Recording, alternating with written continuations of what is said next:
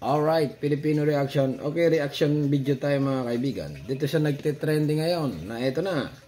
Rapitol po. Ginisa si Robles. Okay. Lotto winner. Tropa pala ni Robles. Okay. PCSO photo inamin na fake. Ang picture na kumakalat. Fake or inedit. Edited. Hindi fake. Inedit. Okay, ito na. Okay. Itong picture na ito, very controversial na ngayon sa social media. Yan na. Edited daw ito. Yes, Your Honor. Edited. Bakit kailangan i-edit? We have to protect the identity of the winner. So, ibig sabihin, inamin nyo, inedit to, pinalitan yung clothing. Okay, mga kaibigan, yun na. Okay, nagte-trending ngayon yung picture ng winners sa loto na milyon-milyon ay inedit. Okay, inedit. Kasi nga, para daw maprotektahan. Oh, ito kaya ay tunay. Opo. I need to know kung sino yung nanalo. Kasi nga po, meron mga balita nakarating sa amin na katropa nyo na po yung nanalo. Ay, Diyos mio, Marimar, ganon, katropa. Katropa ni Robles ang nanalo. Oh, napakasakit, Kuya Ed, ang malaman ng katotohanan na ganyan nga nangyayari sa loto. Totoo yan. Kaya ako na-brought up yan kasi inopen up ni Senator Coco yung tungkol sa mga pagpanalo-panalo na yan. Kasi meron pong balita, 30 million na po ang ininvest ng tropa ninyo para manalo doon sa 690 million na yan. Ay, grabe, ang laki. 690. Mag-invest ng 30. Patutunay kayo itong mag-invest na ito. Baka ito ay hocus-pocus lang Grabe ito. Parang ano to dayaan na ito nangyayari tropa pala ni Robles. Ganon ang nanalo sa loto, tropa. OMG, ibig sabihin taya ka ng taya ng loto. May nakalaan na pala na mananalo. Ganon. Grabe naman. Tumatango si Ma'am Javier. Nako. Smihiyo Mariwar. Viral Pilipinas ngayon at nagte-trending Kanina pa kami nagkaroon ng discussion dito. So, would you like to make an opening statement? Senator Coco? Well, wala naman, Mr. Chairman, except that as a mathematician, I'm interested at looking at the rate of success in hitting the lotto jackpots, Mr. Chairman. And ibig sabihin dito mga kaibigan, ang loto, kahit computin mo yan, okay? Parang ano yan daming number yan okay? Imposible na manalo ka dyan. Mayroon. Kaya lang, kung katropa ang nanalo, mayroong nananalo sa mayroon. Kaya lang, tropa ang nanalo. Tapos yung picture, inedit. Ay, grabe. I will compare it with some other systems in some other countries, Mr. President. Oh, yeah. Anyway, nabuksan na rin lang yan. Meron pong nanalong isang tao sa 600, I think this the other day, 680 something million. Wow, laki. Okay. Ang tanong ko po, yan ba sa online nanalo o yung sa betting station? Over the counter po yan, yung sa traditional betting station. Over the betting, okay. No. This is yung una, yung 640. Kayo naman. Relax lang. Kagabi yung iloto. Aba, iniba nito. Kagabi. Hindi ay nung nakaraan pa. Hindi yung kagabi. Hindi, sa iloto ba ito? Yung sa 600 something million? Relax na. Easy. We'll get there. Sa iloto ba ito o yung sa Lotto Agent Station? Last night po, Mr. Chair, it was 698 million. Wow. Ang pinagtinamaan po. Kaya nga po, yung tumama na yon, saan po siya bumili ng ticket? Sa iloto po. Sa iloto. Saan yun? Good. Ang lugar? Wala. Sa executive session, I need to know kung sino yung nanalo. Tama. Kasi nga po, meron mga balita nakarating sa amin na katropa nyo na po yung nanalo. Ay, Diyos mio, Marimar. Totoo yan. Pulgoso anak ni Janis. Kaya ako na-brought up yan kasi inopen up ni Senator Coco yung tungkol sa mga pagpanalo-panalo na yan. So, mamaya mag-executive session tayo. Tama nga mga kaibigan yung sambayan ng Pilipino ngayon ay nagdududa sa winners na yan. Isa nanalo. Tunay ka ito or fake yung nanalo. Baka wala naman talagang nanalo. Ganon. Ganyan. Okay, continue lang Na masiguro, na talagang hindi po katropa ninyo. Kasi yun po yung kumakalat na balita ngayon na hindi ko pinakinggan. Remember, hindi ko tinalakayan until sa dumating si Senator Coco. So, Grabe naman. kailangan ko yung pangalan, Tama. identity Tama. nung nanalo. Tama. Especially sa Iloto pala siya nanalo. Kasi meron pong balita, 30 million na po ang ininvest ng tropa grabe. ninyo para manalo doon sa 690 million na yan. 30 million na invest mo. Magkipagsapalaran ka, parang malayo sa katotohanan yun. I-invest mo 30 million para lang tumama ka. Pero lang talaga kung may kasabwat ka, na sigurado mananalo ka. Pag ganun, okay?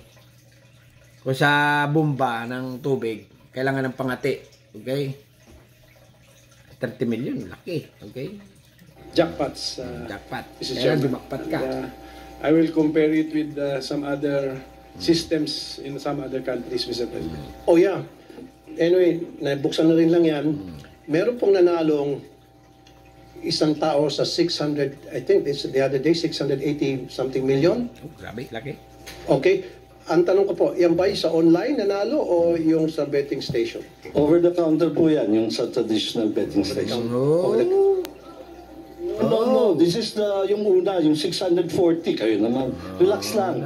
Kagabi yung Iloto. Hindi, sa Iloto ba ito yung sa 600 something million? Sa Relax lang, easy. We'll get there, we'll Hindi, get sa there. Iloto ba ito o yung sa Paano na lang kung mga kaibigan, kung kada malaki, okay, ang price na winning, yung tatamaan, ganon, ibig sabihin, laging katropa na lang ang tatama. OMG. Lotto agent station? Last night po, Mr. Chair, it was Alam na palang mananalo. 698 million Laki. ang pinatinamaan po. Kaya nga po, Pinatama. Pinatama. yung tumama na yon, saan po siya bumili ng ticket? Sa Iloto po. Sa Iloto. Good. Now, Now. sa executive session, I need to know kung sino yung nanalo. Tama. Kasi nga po, meron mga balita nakarating sa amin na katropa nyo na po yung nanalo. Ay, just me, mariwana pa. Ulit-ulit Totoo yan. naman katropa. Kaya ako na-brought up yan kasi inopen up ni Senator Coco yung tungkol sa mga pagpanalo-panalo na yan. So, mamaya mag-executive session tayo para masiguro na talagang hindi po katropa ninyo. Kasi yun po yung kumakalat na balita ngayon na hindi ko pinakinggan. Remember, hindi ko tinalakayan until sa dumating si Akala ko ba naman sa eleksyon lang may dayaan, yung pala sa loto rin. Senator Coco. So, kailangan ko yung pangalan, identity nung nanalo. Tama. Especially sa Iloto pala siya nanalo. Kasi meron pong balita, 30 million na po ang ininvest ng tropa ninyo para manalo doon sa 690 million na yan. Grabe. Tumatango si Ma'am Javier. Pero yan po ay, syempre yan po yung sabi-sabi Alam na yan. na. Alam Para na. maalis yung sabi-sabi na yan, mamaya po sa executive session, gusto ko malaman yung identity ng taong yan para Focus, makagawa kami ng mga magic, pag may research. time. Kung kinakailan Paglaki ng jackpot, mga kaibigan, okay? Pagdami ng tumataya, okay? Diyan lumalabas yung mga magic hero. Alam na. Alam nyo na yan. Parang private detective para masiguro na hindi connected sa tropa ninyo itong nanalo. Tama. Tama. Kapag halimbawa, Paano kung after connected? mag-hire ako ng private detective Tama. at na-trace na talagang, lumitaw na talaga hindi galing sa inyo, then sasabihin ko rito na yung ay chismis lamang, walang katotohanan. Pero pag lumitaw sa ginawang investigasyon, I might even use the NBI, Nako, yari. Yari ka na, Robles. DICT, Nako. private detectives, Nako. CIDG, Oh my God. lahat ng mga agencies ng gobyerno para gumawa ng cross-checking, LTO, Nako, kulong na. PSA, Anak ko. kung connected ba o hindi, or SEC, connected ba o hindi sa mga kasamahan nyo dyan sa PCSO, nako. itong nanalo. Nako. So mamaya sa executive session, Ibig sabihin, sila-sila lang ang Siyempre tumatama. po. Ganon. Maganda po itong bill ninyo, Mr. Chairman, na na-file ninyo. Na, well, at any rate, Mr. Chairman, ilan na ba itong lotto games na authorized by the PCSO? We have the big ones, We have The jackpot games we are have the 5, Mr. Chair. five. We have the 642, the 645, Galaw-galaw. the 649, 655, and then the 658. Over the Christmas period, we increased the jackpots of all these five. Oh, natural. Yes or no? Increase yan. Yes, Mr. Okay. Chairman. Yes. For the 642 and the 645. Kasi hanggat walang tumatama mga kaibigan, pataas ng pataas talaga. Kasi nga sa ibang bansa may fix siya eh. Halimbawa hanggang 70 million lang. Hanggang 70 million lang. Pero sa Pilipinas nga, hanggat walang tumatama, parang style Amerika. Okay? Sa Amerika, hanggat walang tumatama, taas ng taas. Ganon. Ibigay sa tao kung sinong putama. Ang problema, pag may tumama nga, katropa, OMG. Bago, syempre, para may patunay yung picture, i-editin. Ow! Aw na aw. Alam na. 100 million Nako, laki. for the 649, 655, and 658, 500 million. One time. The plan was to do it one time. May I know the legal basis? We are allowed to, we have a price fund, Your Honor, price fund reserve, and we are allowed Nako, to use this mahaba pa ito mga kaibigan. Medyo tatapusin na natin. Okay, ito lang maliwanag dito.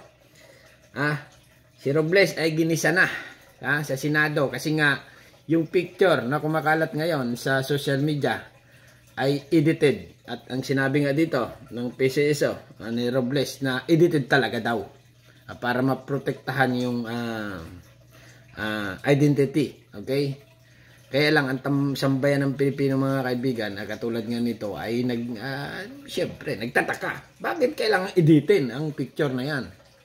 Pwede namang magmas ng todo, ganyan. Okay. Bakit kailangan editin kung sino yan? Okay, ngayon, nabuksan pa. Tropa pala ang nanalo. Ay, Diyos mio, nag-invest daw. Okay? 30 million. Kayo ba naman ay maniniwala na nag-invest yung isang tao na 30 million? Na, siyempre, sigurado na mananalo siya. Na siya na ba talaga? Kasi nga, nag-invest siya ng 30 million. Tapos, tropa. Wow! Wow na wow. Okay, kayo nang bahala mga kaibigan. Anong masasabi nyo dito sa nagte-trending na ito? Na Lotto winner, yung picture ay inedit. Okay, hanggang dito na lang. At subscribe my channel. Don't forget, comment. Ano masasabi nyo sa Lotto? Na alam na, pag malaki ang price.